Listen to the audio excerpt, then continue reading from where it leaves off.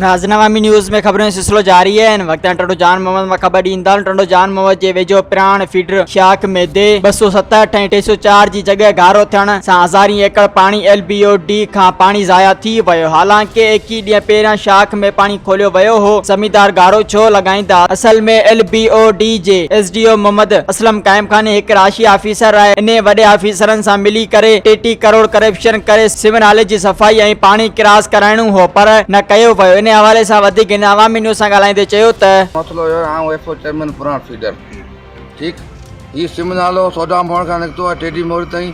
हिन जा 33 करोड़ रुपया आया आहिनि, जंहिंजी असां सां वॾे में वॾो हिन पुराण फीडर सां आऊं एफओ चेयरमैन आहे। असां सां वॾे में वॾो हिन ज़ुल्म इहो कयो आहे, जंहिं टाइम असां 21 ॾींहंनि खां पोइ असां शाख खोली आहे।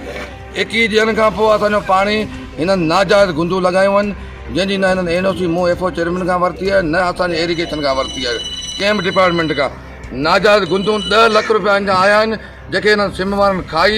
सिर्फ़ु 4 गुंदू पूरे असांजो ॿई पासे खां पटियूं लेफ्ट ऐं राइट हिननि कट करे ऐं पूरी शाख जी शाख असांजी अॼु 4 ॾींहं असां वटि पीअण जो पाणी कोन पहुतो आहे। सॼी शाख असांजो सिम नालो खणी वियो आहे। अच्छा, जंहिं टाइम इहे बारिशूं थियनि थियूं, इहो ई असांजो सिम नालो वरी असांजो 12 खां 13 देयूं जेके हू पाणी जे हेठि इहो ई असांजो सिम नालो गर्क करे थो, जेके 308 खां 304 खां इहो क्रॉस करे ऐं 309 खां हिकु मोरी जो क्रॉस कोन्हे।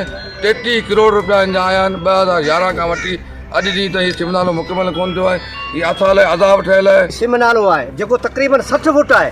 60 फुट जी जाइ ते हिननि 3 फुट जूं गुंदियूं लॻाया आहिनि, जेको पाण दारो को पियो चवे ऐं कुझु बि कोन्हे। पटरियूं ॿिन्हिनि पासे टुटी वियूं आहिनि। 21 ॾींहं थियो आहे, पाणी कोन आयो आहे। पाणी आयो आहे त हिननि ज़ुल्म कयो आहे।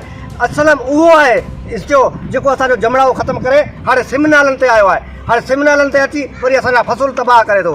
ख़ुदारा महिरबानी करे हिननि खे हटायो वञे ऐं हिननि खे इन करप्शन में जेल मोकिलियो वञे। हिननि त हीअ कपिड़ा मुंहिंजा फाड़िया अथनि, जहिड़ो कयो अथनि। ऐं हिते मूं ते चयो पियो हिन याकूब हिननि बि फ़ोटो कढाया। मूं हिननि खे चयो हितां सिम टुटंदी तव्हीं ग़लति पिया करे, हीअ कंहिंजी ॻाल्हि नथा मञनि। मज़ीद खबरों और तफसीलात के लिए विजिट करें हमारी वेबसाइट www.awamiNewsHD.com।